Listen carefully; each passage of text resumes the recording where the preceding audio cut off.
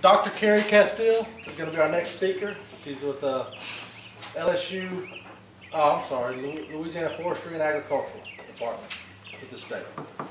Pretty high up there. I don't know exactly where. I think Kevin knows where, but second or third in command. It's irrelevant. So I'm Dr. Castille. I actually came from the LSU Ag Center. That might be where the complication and the confusion is. I was the faculty there for about 9 years and got a great education and good training there in terms of working with producers. I have recently taken a position, well, about 5 years ago with Commissioner Strain when he was elected. And my goal is, and I guess my position is Associate Commissioner. I do a lot of policy work, but when we did have a marketing department, I started out in marketing. So I'll give you a little update on what we do and what we can offer from the department. I'll also talk to you a little bit about exports, and then as well as any questions that you may have and what we can do for you. So I'm from Brobridge. So these things right here, I can't speak without them. They're my props. They're going to go back and forth. So if it distracts you, I'm sorry. And if you need me to slow down, or if you have any questions while I'm speaking, please let us know. So the status of our department. About 5 years ago, we did have a pretty well-developed marketing program within the Department of Agriculture, and we did a number of things. We worked with our commodity groups. We also did some specific efforts for specialty crops. We worked with our beef cattle producers, etc. Due to budget cuts, we've had to cut back, unfortunately. And one of the first things that went was marketing. Our department is regulatory in nature. So we do pesticides, you name it, agro-consumers, weights and measures, a number of different things. So we really had to go back to what our main focus and statutory authority was regulatory. But we did have some programs, and we have tried to stay in touch as much as we can with marketing. And so one of our main programs that I think we can offer to you is our Specialty Crop Block Grant Program. It's money from the federal government, and it's money through USDA, and it's administered through our department through a lady named Michelle Este. And it's money that you can apply for. We need kind of a group or a commodity organization to apply for these funds, but you can do a number of things. You can do some research. There's a special research pot of money as well, but there's also monies for market development as well as marketing. So this is the program. It's called Louisiana Grown Real Fresh. It's, again, something that we feel that if you would like to use this logo and advertise for our Louisiana products using this program, it's free. There's an application. I believe you can fill it out online. But it's something where we're really, really proud of our Louisiana products and hope you might consider participating. We do know that, and I just looked it up, the Ag Center puts out a lot of data, and I don't know if this was already mentioned, but we got 24,000 acres in 2011 of pecans, and valued at $34 million to Louisiana. So it's nothing to shake a stick at. I mean, and it's something that I feel that I know Commissioner Strain, as well as our department, really wants to promote our Louisiana products. People want our products, and by God, we want to sell them too. So that's one of our responsibilities is marketing. Specialty Crop Block Grant, I think the RFP went out in November of last year, so we should be due pretty soon to go through that process. It's a completely independent process. We have no determination as to who gets funded. We have an independent panel of judges, so the applications come to us. We review them, and then it goes to that panel. We review them just mainly to make sure that we have everything checked off. But it's only organizations, not people, not individuals. No, most of the time for what we've seen, and I think the way that the application reads, so the Pecan Growers Association could apply for it. In fact, probably you were talking about the feasibility study. I don't know if that's something that can be combined or whatnot, but I mean, I think it's something that we can try and look at layers of funding to be able to look at specific projects. So the goal for specialty crops, the Specialty Crop Block Grant, is to, number one, improve our market share, and number two, to develop the commodity. And it seems like we're well on our way. The other thing that we do in our department is, and that was with marketing as well as international trade and development, we work through a program called SESTA, which is the Southern United States Trade Association. All of the Southern Commissioners of Agriculture have fiduciary responsibility over that program. So we oversee it.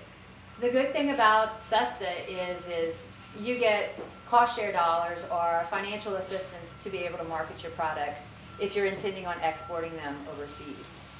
We do know that there's been some developments with China, and we've been following that, and we feel that if there's a way that our department can help with that, if you are interested in exporting, we definitely want to help you. But our main interest really is to help you with the domestic products.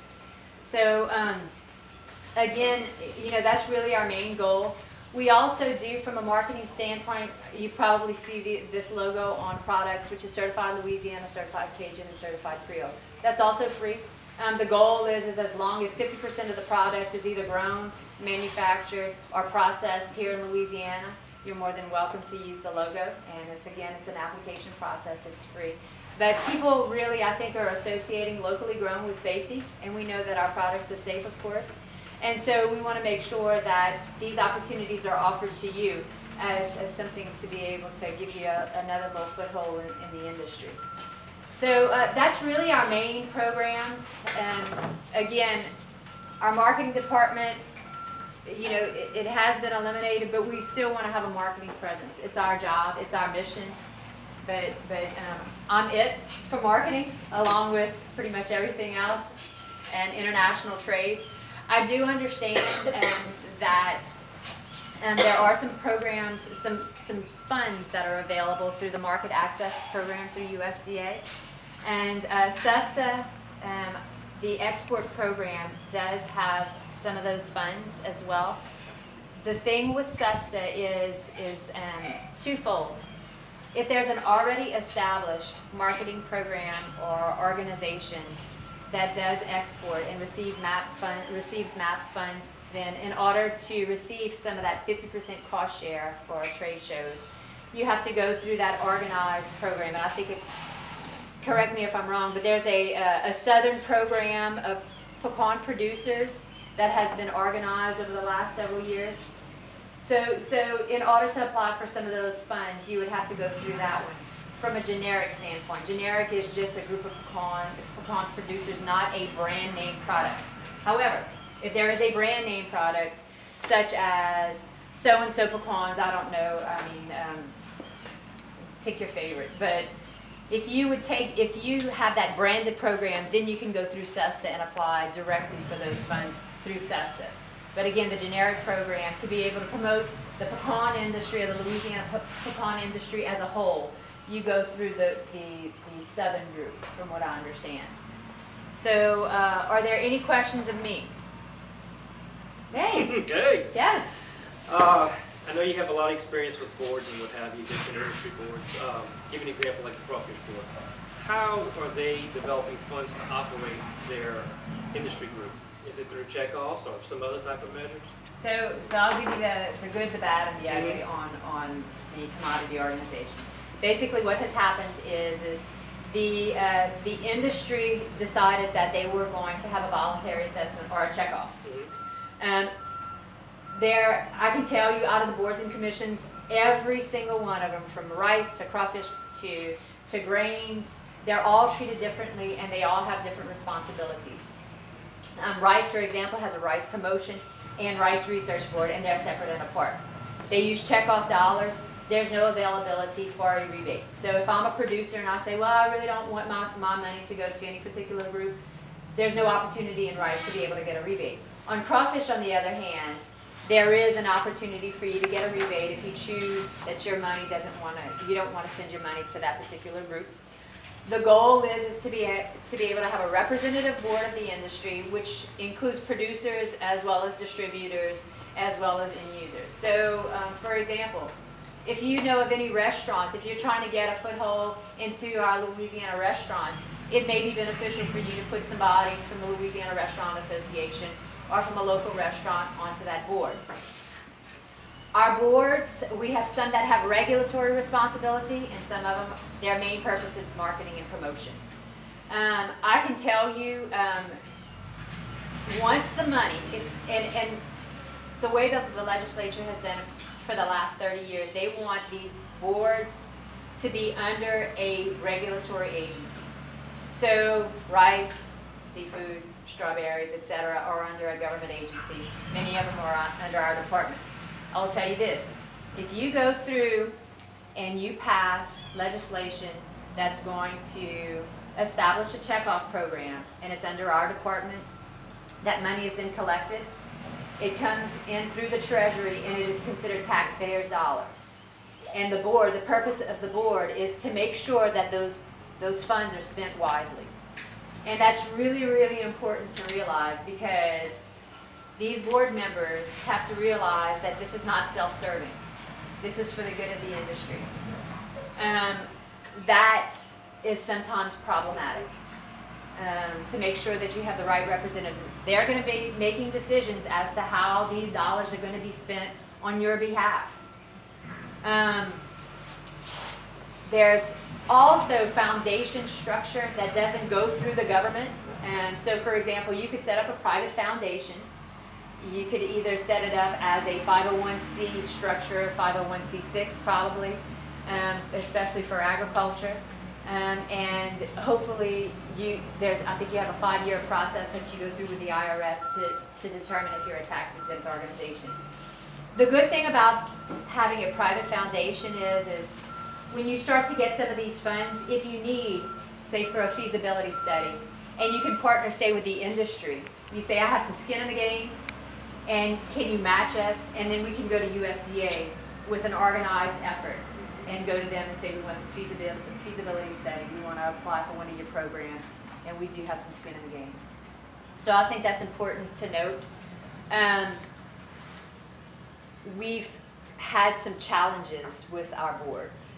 Rice in particular, you may have read some of the newspaper articles in that there's some fragmentation with the industry, I'll be honest. And what has happened is we've had another group that has started up, et cetera, et cetera, et cetera. And the good of the whole now has become fragmented. And it's hard to be, for 20, 30 years it was working. But then, oftentimes things start to take a turn. And it's a difficult process where it's a lawsuit. I mean, we are actually going through a lawsuit process. Our department has been named in the lawsuit, but in terms of who conducts the referendum, it's conducted by the industry. And so it's something you really, really want to think about and try and determine what's the best way to spend the money. And you have to figure out how much you're willing to give as a voluntary assessment. How much does the industry need? What is the industry willing to give? Me as a business owner, what am I willing to contribute? How am I going to collect it? Is it at the first point of sale?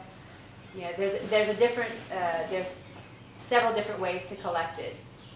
You also have to determine what your board is set up for. If it's set up for research, if it's set up for promotion, or both.